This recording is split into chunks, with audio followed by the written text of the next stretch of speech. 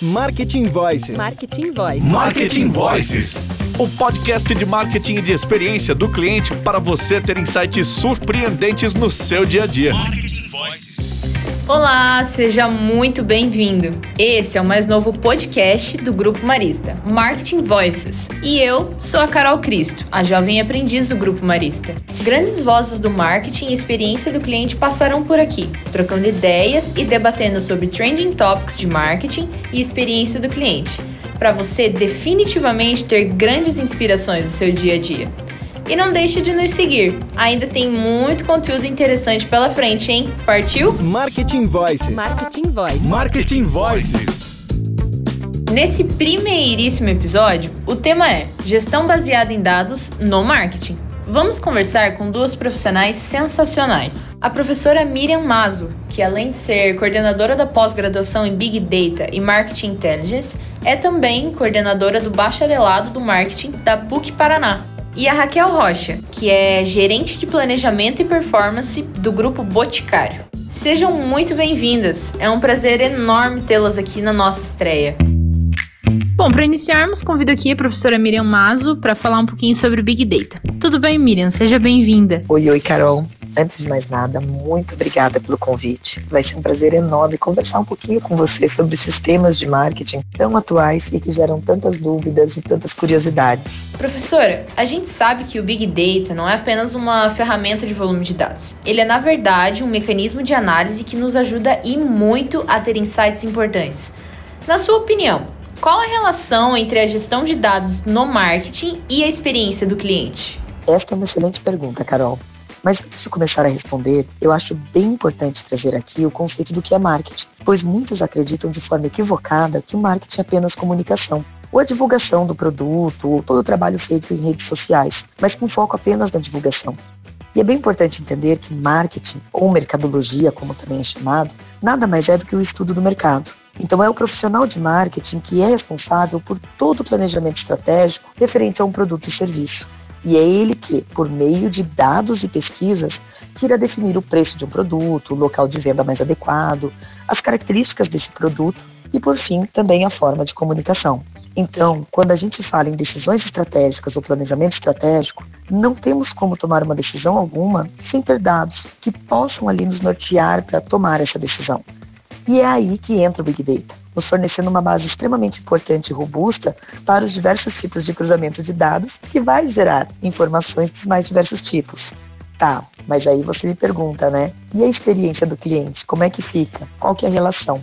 Você concorda comigo que quanto mais dados eu tenho, mais eu conheço o meu cliente, mais eu sei sobre os seus gostos, suas preferências e mais eu posso fornecer um atendimento personalizado, não só um atendimento, mas um produto mais adequado, uma forma de comunicação mais adequada.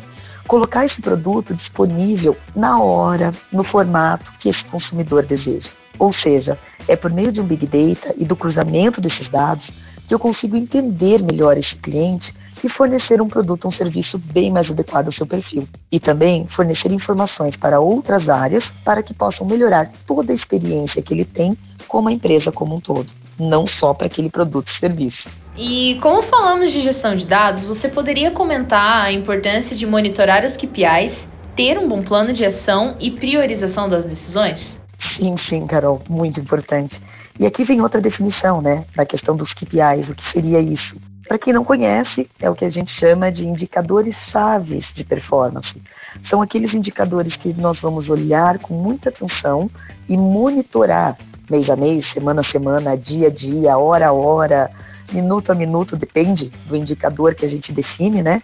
A evolução dele, o aumento, a diminuição. Mas aqui também vem uma outra coisa bem importante, que a gente fala muito de métricas ou de indicadores-chave. A gente tem que tomar cuidado com o que a gente elenca como sendo um KPI ou um fator-chave ali de performance.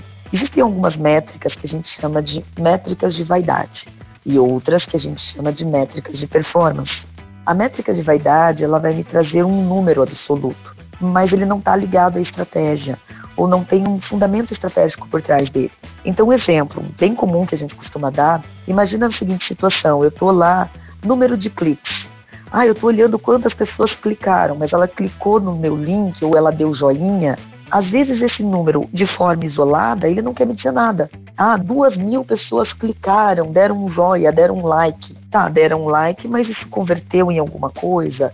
Isso melhorou a satisfação? Isso amenizou algum outro indicador?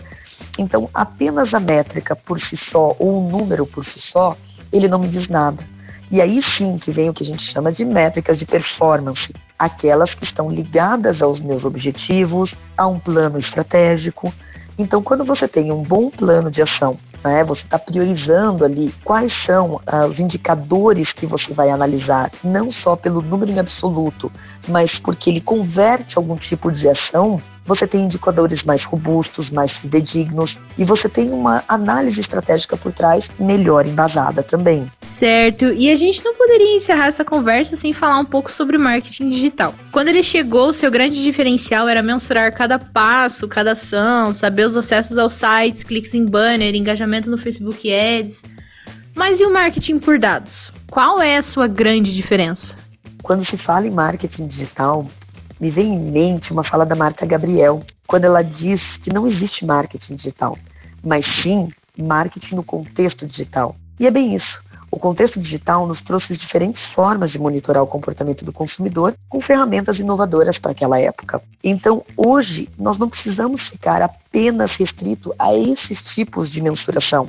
Por meio do Big Data, nós podemos fazer enriquecimento de bases como forma de diferencial competitivo. Então, eu vou pegar lá o que eu tenho, posso aplicar um questionário, vou levantar relatórios internos, mas eu também vou me utilizar de bases externas à minha organização que me dizem como aquele consumidor se comporta para poder fazer esse tipo de cruzamento de dados. Lógico, né? Essas bases, esses monitoramentos obtidos, né? Eu vou sempre olhar e ter uma autorização desse consumidor, tendo cuidado com a LGPD, a Lei Geral de Proteção de Dados. Mas uma vez que esse consumidor ele permita, eu posso até fazer cruzamento de dados com geolocalização. Por exemplo, eu consigo saber se um cliente meu esteve na minha loja, quanto tempo ele ficou, se ele foi na loja da concorrência, quanto tempo ele ficou. Eu consigo saber da residência dele até o meu estabelecimento, quanto tempo ele demora, isso utilizando uma variável de geolocalização, entre outras variáveis que eu posso utilizar por meio, né, de outras fontes e bases de informação para monitoramento de dados. Lógico, colocando aqui também todos os outros indicadores que eu tenho do monitoramento digital, né? Não só a questão de ação por clique, engajamento no Facebook Ads, entre outras, né? Ou seja, Carol, de forma resumida, né? Qual que é a grande diferença entre o marketing por dados e o marketing digital? O marketing digital, ele é uma forma de obtenção de dados que vai agregar outras bases de dados para que eu possa ter um Big Data para a minha tomada de decisão ou para o meu planejamento estratégico em marketing. E aqui eu queria aproveitar a oportunidade também e gostaria de destacar que na PUC nós temos não só uma graduação em marketing, um bacharelado, que é reconhecida como uma das melhores do Brasil, bem como uma pós-graduação em Big Data e Market Intelligence, na versão 100% online. Inclusive, eu já vi vários colaboradores também que já fizeram esse curso. Fica aí a dica para quem quiser ampliar o seu conhecimento na área de marketing e entender melhor, não só Big Data, mas as questões relacionadas ao comportamento do cliente e experiência dele. Muito obrigado, Miriam, pelas informações.